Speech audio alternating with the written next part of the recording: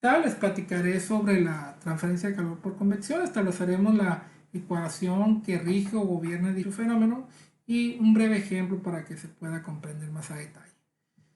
Primero que nada, para ello, esto ocurre entre un sólido y un fluido en movimiento, ya sea inducido por algún dispositivo que se llama entonces convección forzada o que se dé de forma natural, ¿no? Por una diferencia de densidades dentro del fluido que rodea a dicho objeto.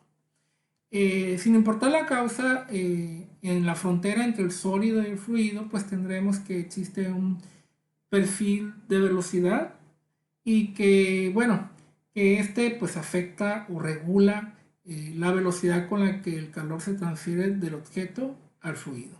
Obviamente que también tendremos un perfil de temperatura, algo que no he descrito, dado la complejidad del fenómeno.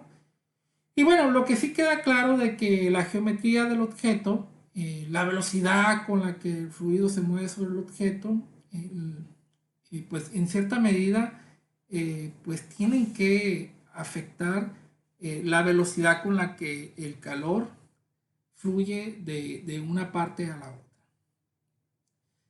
En principio, una manera que los ingenieros han tratado de resolver este grado de dificultad es a través de una formulación bastante simple. En este caso, se está considerando que la temperatura del objeto es más caliente que la del fluido que lo rodea y se ha establecido la siguiente relación. Si Q corresponde al flux de calor, tendremos entonces que el flux de calor que intercambia el objeto con el fluido está dado por un coeficiente llamado coeficiente de transferencia convectivo multiplicado por la diferencia de temperatura que hay entre el objeto y el fluido que lo rodea. Este coeficiente, generalmente llamado coeficiente convectivo, tiene unidades de watts sobre metro cuadrado grados centígrados.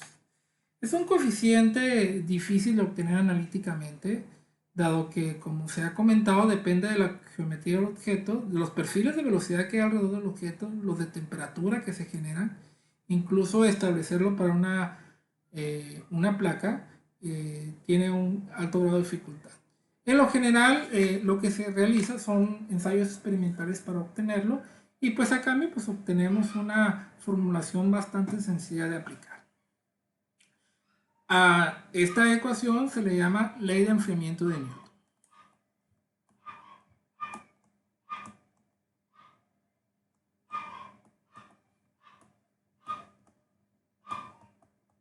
Dado que fue pues el primer investigador que notó su existencia al observar cómo los fluidos se enfriaban, ¿no?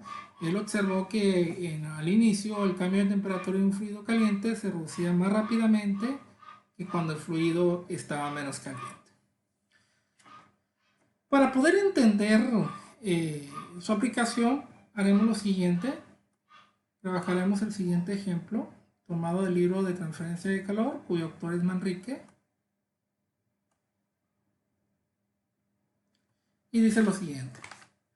Un tubo desnudo que transporta vapor húmedo a una presión absoluta de 10 bares se encuentra en una habitación cuya temperatura ambiente es de 20 grados centígrados. Si el coeficiente de transferencia de calor entre el tubo y el ambiente es 10 watts sobre metro cuadrado Kelvin, calcula las pérdidas de calor por metro de longitud.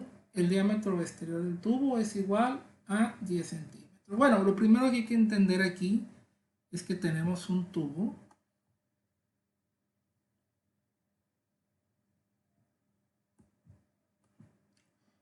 lo haré de manera simbólica. Sabemos que los tubos son bastante largos. Poner una pequeña sección nomás que en cierta forma visualice, ¿no? De que esto corresponde a un tubo.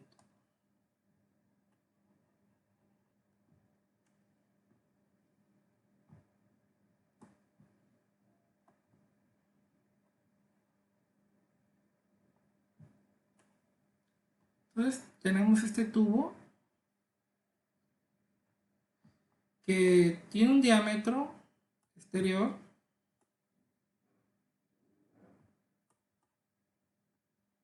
de 10 centímetros. En este caso, 0.1 metro en el sistema internacional. No nos explican de qué longitud presenta, pero podemos establecer que tiene una longitud L.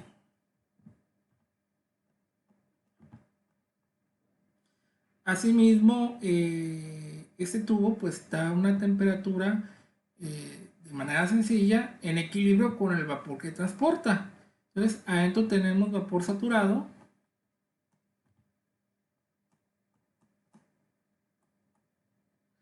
a una presión de 10 bar. Obviamente que esta temperatura va a estar en equilibrio con lo que viene siendo la superficie externa. Entonces, esta sería la temperatura de nuestro sistema. Por el otro lado, el ambiente que rodea al sistema, que es aire, está a una temperatura de 20 grados centígrados. Y asimismo, hay un transporte convectivo entre el tubo desnudo y el ambiente que está dado por un coeficiente convectivo H igual a 10 watts sobre metro cuadrado Kelvin. Algo de información que requerimos aquí pues es conocer la temperatura del tubo. Estamos partiendo de que es vapor saturado y pues es cuestión de buscar a qué temperatura corresponde un vapor saturado de 10 bar. Pues bien, revisando tablas termodinámicas encontramos que a 10 bares la temperatura es aproximadamente de 180 grados centígrados. Pues bien, la ecuación de partida, sabemos que el flujo de calor es igual al coeficiente convectivo, la temperatura del objeto, menos la temperatura del ambiente que lo rodea. En este caso, me gustaría clarificar que Q corresponde a la magnitud del flux. En lo general, no se presenta en forma vectorial porque se entiende que es una cantidad de flujo de calor perpendicular a la superficie del objeto. Y bueno, siempre se presenta de manera escalar, porque pues, realmente representa al flujo promedio del calor que intercambia el objeto con el fluido. Sin embargo, podemos expresarlo en términos del flujo de calor de la siguiente manera. El flujo de calor sería el coeficiente global de transferencia convectivo, el área de intercambio de calor multiplicado por T del objeto y la temperatura del entorno.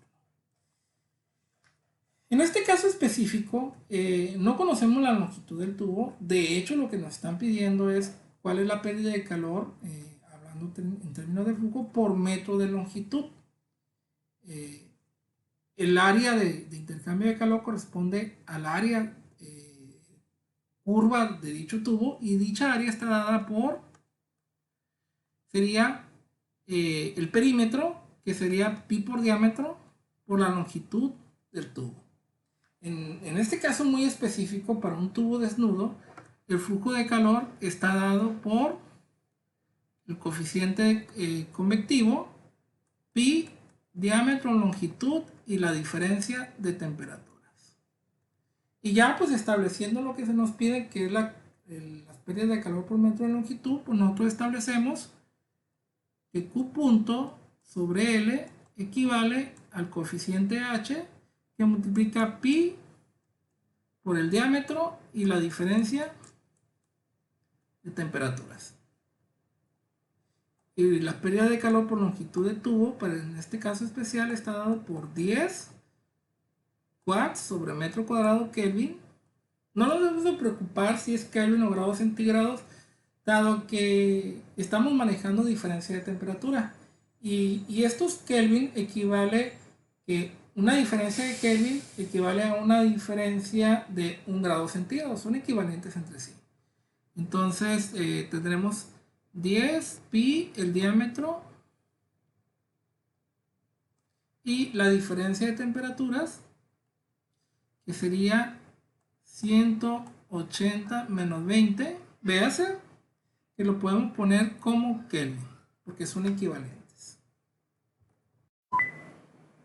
Y bueno, realizando los cálculos tenemos un resultado final para los valores introducidos de 502.64 watts sobre metro de longitud de tubo. En este sentido, pues obviamente que esto bajo las consideraciones de las temperaturas, ¿no? Interior o del tubo mismo como del ambiente permanezcan constantes. Muchas gracias por su atención.